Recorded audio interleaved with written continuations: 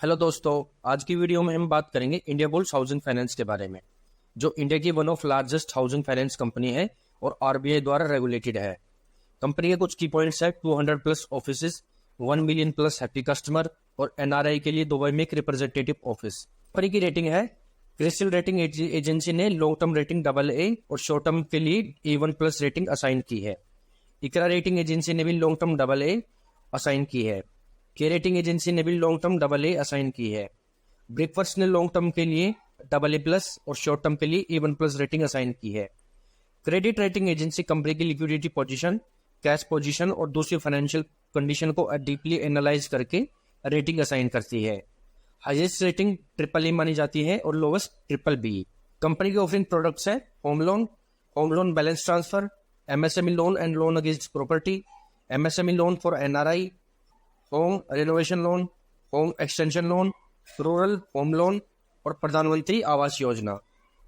Reasons of share falling, company का share all time high था 1400 रुपए, लेकिन पिछले 3 ईयर से कंपनी का शेयर लगातार गिर रहा है, जिसके रीजंस की हम बात करेंगे। उससे पहले अगर आपको वीडियो कंटेंट अच्छे लग रहे तो प्लीज वीडियो को लाइक करना, चैनल को सब्सक्राइब करना।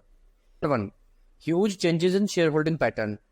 पास्ट में कंपनी प्रमोटर FII और DII ने कंपनी में अपनी होल्डिंग कम की थी। सितंबर 2021 में प्रमोटर होल्डिंग्स 21.7% थी, जो 9.7% पर आ गई थी। इसके अलावा दिसंबर 2021 में फाउंडर समित गहलोत ने भी अपना रेजिग्नेशन को अनाउंस किया था, जिसके बाद कंपनी का शेयर लगातार गिरता चला गया। Point number 2, weak fundamentals. Management changes और लगातार वीक सेल से कंपनी के फंडामेंटल खराब होते चले गए और कंपनी का शेयर प्राइस डाउन जाने लगा। Point number 3, brush with law enforcement agency. Past में कंपनी पर कई PIL पब्लिक इंटरेस्ट लिटिगेशन और फंड सैफलिंग ऑफ के आरोप लगे थे। फंड सैफलिंग ऑफ को मतलब होता है गलत तरीके से कंपनी के पैसों का यूज पर्सनल इंटरेस्ट के लिए करना, जिसका कंपनी से कोई लेना देना नहीं है।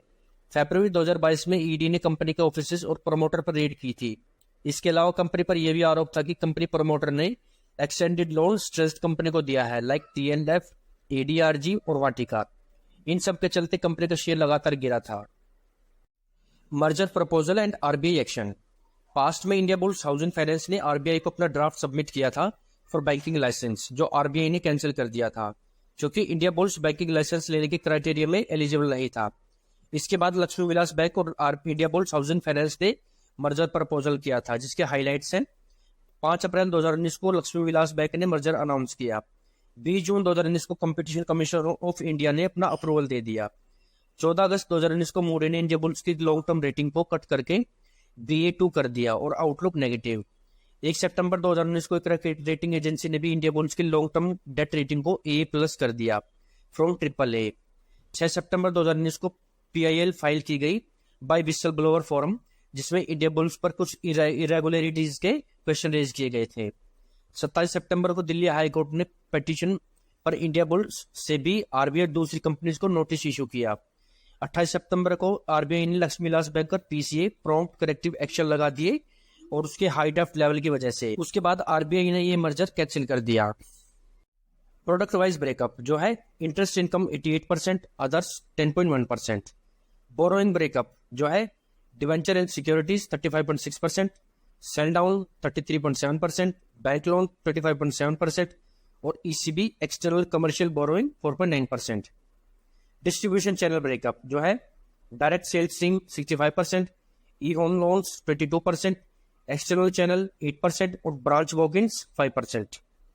Fundamental analysis, market cap 8,156 crore रुपए, book value 368 rupees, industry P 22.8, company P 7.17 जो इंडस्ट्री P से कम है, प्राइस टू बुक वैल्यू 0.47 जो 1 से कम है, मींस कंपनी अंडर वैल्यूड है।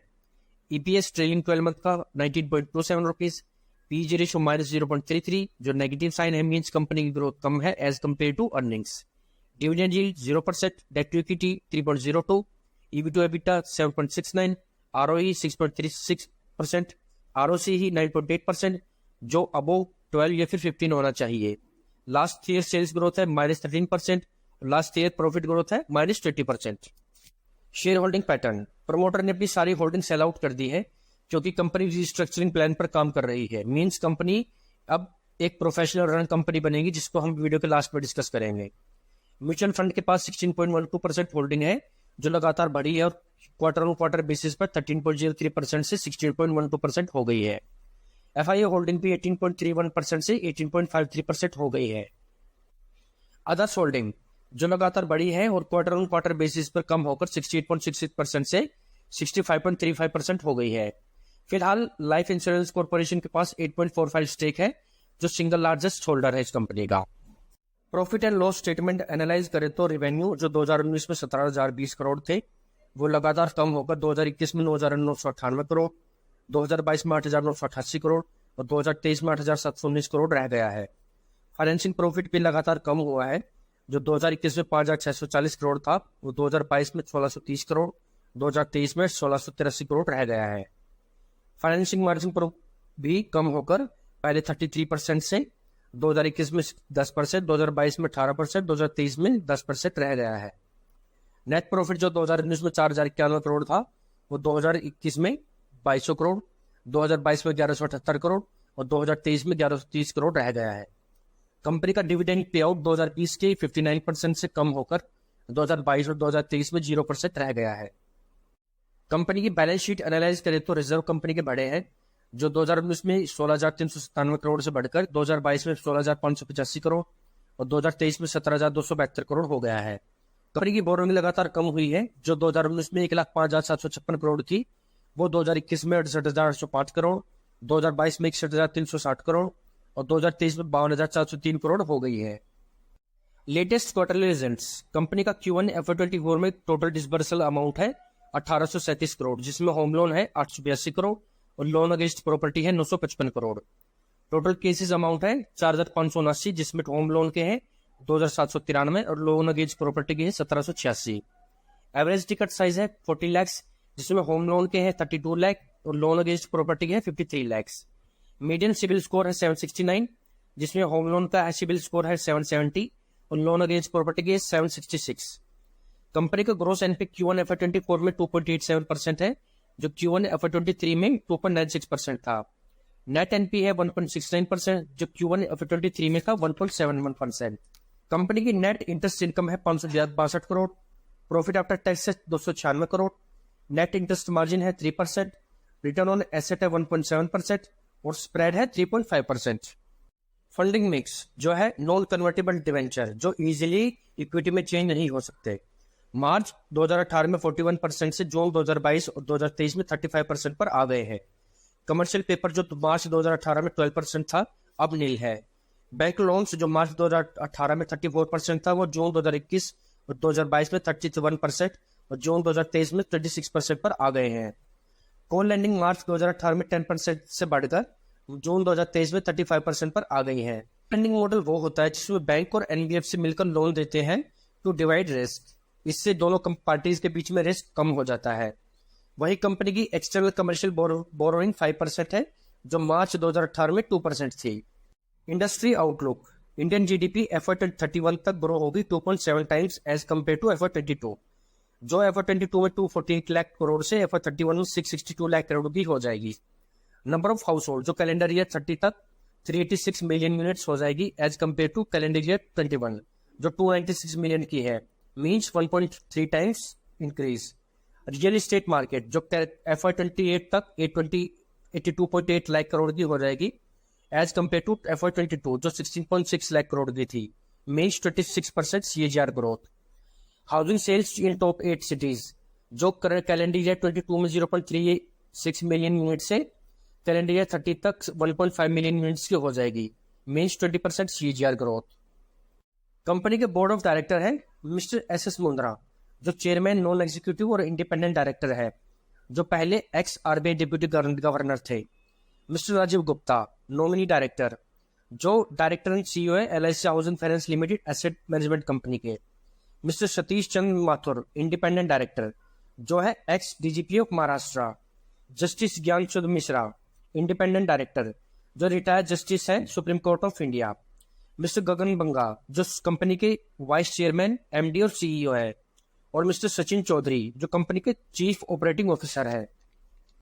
Recent development, point number 1, retail lending, जिसमें कंपनी एसेट क्वालिटी पर फोकस करेगी, अपने स्ट्रेटेजिक को लैंडिंग प्लेटफॉर्म को स्ट्रेंथन करेगी, डिस्ट्रीब्यूशन फ्रेंचाइजी को एक्सपेंड करेगी और मिड टर्म ROE अचीव करेगी बाय FY26।